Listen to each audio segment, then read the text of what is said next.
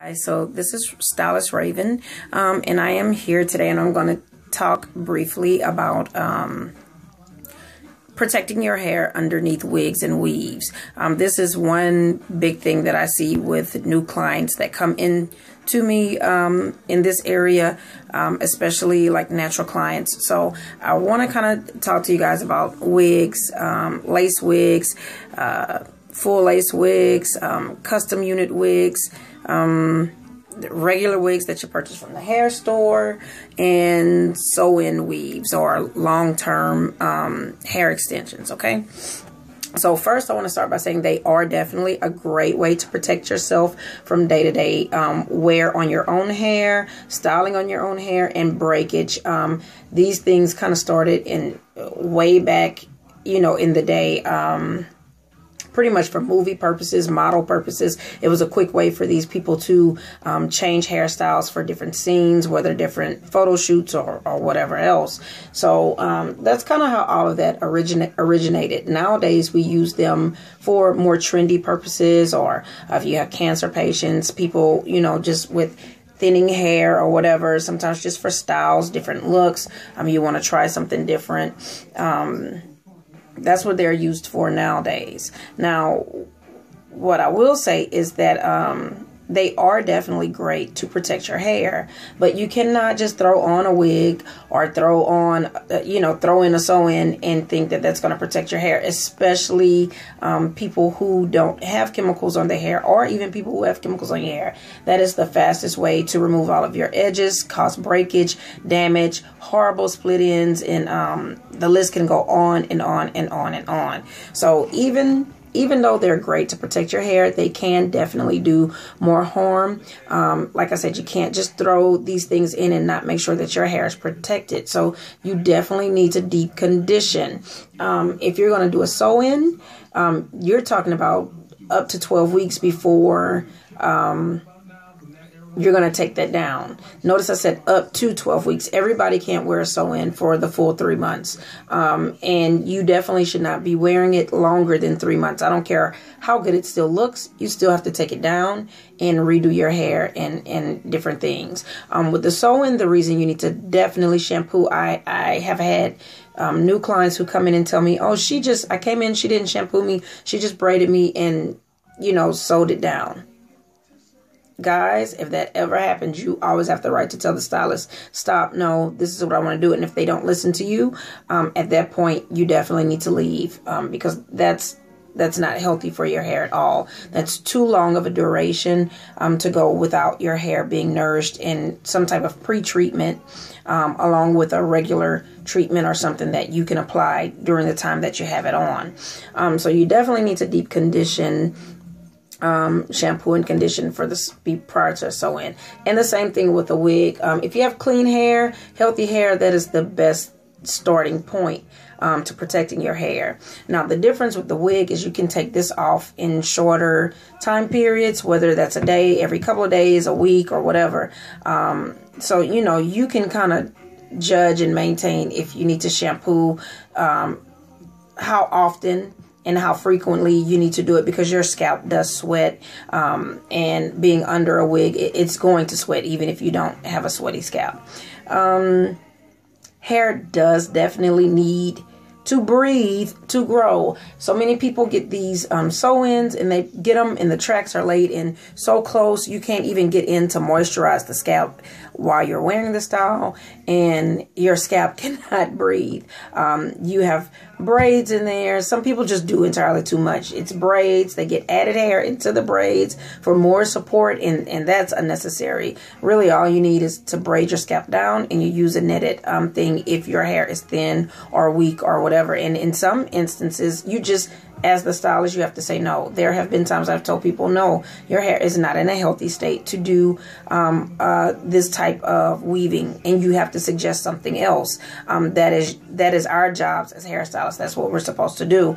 So I just want to say to you that your hair has to be able to breathe, ladies, in order for it to grow. So you definitely need to avoid the wigs that have cotton or nylon in them are the ones with the cotton and nylon caps. I know when you go to the wig store, they always have the little black stocking cap, and they give you this, and you think that's what you're supposed to put under there. And that's wrong. You need the little netted cap. That way your hair can breathe. Or you could do a gel wig liner. Those two things are going to protect your hair, let your scalp breathe. It's going to feel light, and it's not going to damage your hair. Those stocking caps and those cotton caps, those nylon caps, those things cause a lot of damage. And the reason they cause damage is because they automatically dry out your hair.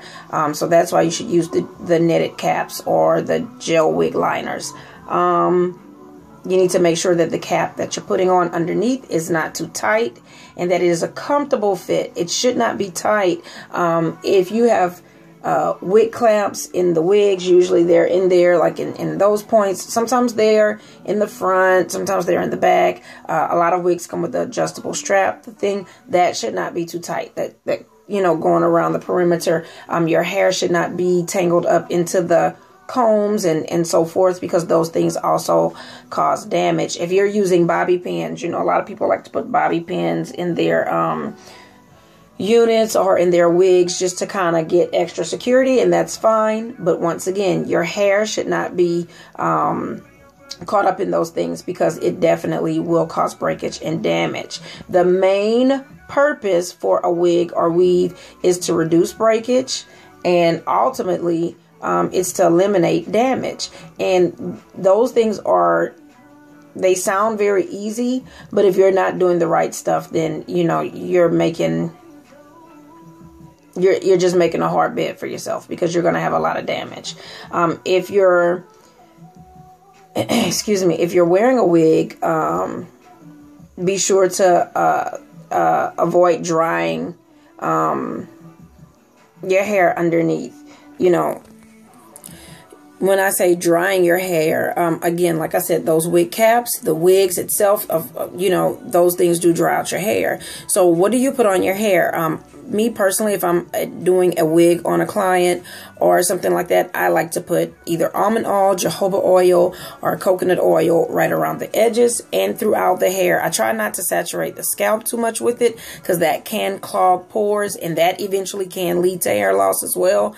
But I do, go in thoroughly and make sure that the hair is moisturized. Make sure that where the netted cap will lie or the gel liner will lie, that those edges are, protected from those different things. You always want to make sure that your hair is neatly wrapped underneath or braided down. If you're getting a sew-in, it definitely needs to be braided down. Whatever your leave out is, that's fine. If you're wearing a wig, you definitely need to either do small braids so that it's not bulky, or you need to neatly wrap your hair. I have had people sit in my chair who have put on a wig and literally have stuffed their hair underneath the cap, or they have folded it. It's been pulled into a ponytail and folded up. No, huge. No. It should definitely be neatly wrapped. One, you shed hair every day. You have over 100 hairs to fall out of your hair every day. If the hair is balled up, pushed under there, now you're causing matting under your hair. So it definitely protect your hair, ladies. Think of it this way. It doesn't take but a few minutes to wrap your hair. Some people do have challenges with wrapping your hair. Or, if that's the case, if you can't braid down to the scalp, at least make parts. Make at least 4 big parts and braid the hair down and, secure it. Bobby pin it around to kind of wrap the braid around before you put it on there. It doesn't take but a couple of seconds to do something like that to prevent the horrible damage and wear and tear that the unit or the hair extensions can cause by not following just those basic ground rules. Putting a little moisture, a little oil throughout your hair, and then braiding your hair down. Next thing, please do not wear your wigs and weaves over damp hair. I've had people who have said, oh, you know, because with me, if I'm doing a sew-in, I like you to let your hair air dry.